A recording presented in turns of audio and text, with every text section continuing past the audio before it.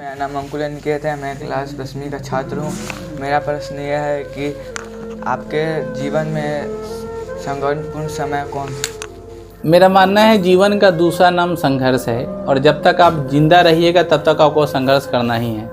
छोटी से लेके हम तो कहते हैं कि हमको सांस लेने के लिए भी संघर्ष करना पड़ रहा है, और अगर सांस लेने के भी आपको संघर्ष करना पड़ रहा है, इससे बड़ी स्ट्रगल क्या हो सकती है। हाँ, किसी का संघर्ष बहुत बड़ा है। हम कह सकते हैं कि हम अपने कॉलेज टाइम में बहुत ज़्यादा संघर्ष किए हैं। जब इंजीनियरिंग कर रहे थे उस समय थोड़ी आर्थिक तंगी थी, और एक विद्यार्थी के जीवन में सबसे बड़ा परेशानी जो रहा है वो अर्थव्यवस्था होता है। वो बल अलग किस्मत है कि हमें एक दरोगा जी का बहुत ज़्यादा सानिध्य प्राप्त हुआ और फिर हम अच्छे ढंग से पढ़ पाए। ये कहानी बहुत विस्तार है, कभी समय मिलेगा तो मैं आपको बताऊंगा। लेकिन कॉलेज टाइम में मेरा बहुत संघर्षपूर्ण टाइम रहा।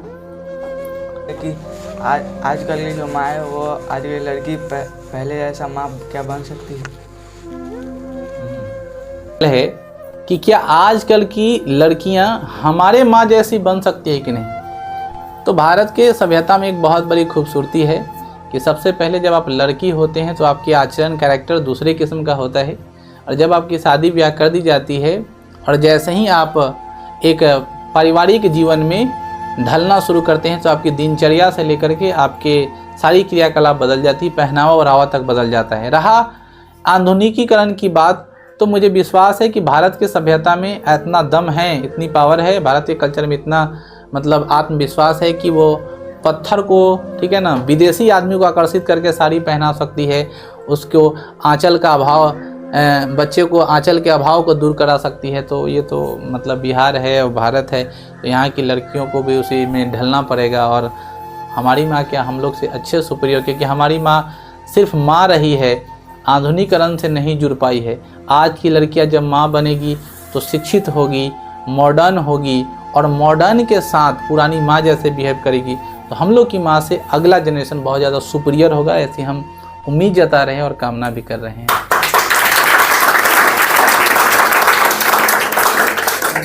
सवाल यह है कि सिर्फ सफलता के लिए पढ़ना ही जरूरी है या सफलता के लिए पढ़ना जरूरी है नहीं, हम कह सकते हैं पर सफलता के लिए खेलना भी जरूरी है।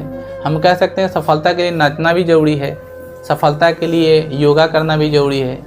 रामदेव बाबा योगा करते हैं इसलिए सफल हैं, सचिन तेंदुलकर खेलते थे इसलिए सफल है, भारत में बहुत सफल गायकर हुए हैं, लता मंगेशकर जो थी बहुत अच्छा गीत गा रही है, उनके लिए सफलता वही है।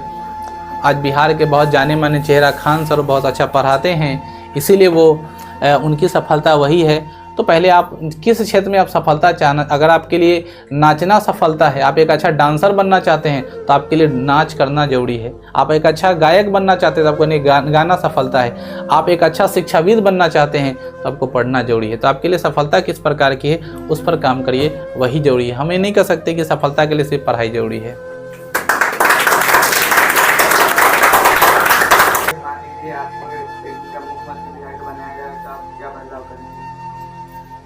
आपका सवाल जो है वो हमें नायक फिल्म को याद दिलाता है और अपने आप को हम अनिल कपूर समझेंगे।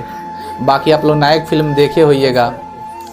उतनी जड़े से तो मैं नहीं उखाड़ पाऊंगा, लेकिन मैं कोशिश करूंगा कि भ्रष्टाचार, शिक्षा व्याप्त, ठीक है ना, और सबसे बड़ा मुद्दा मैं शुरू से उठा रहा हूं कि किसी भी समाज को सुधारना है तो शिक्षा में सुधार कर दी जाए। और हम तो मुख्यमंत्री बनेंगे, 50 के पाठक लगाएंगे पूरे बिहार में, और सरकारी स्कूल को, ठीक है ना, फाटक से ग्रिल लगवा देंगे और शिक्षा बड़ा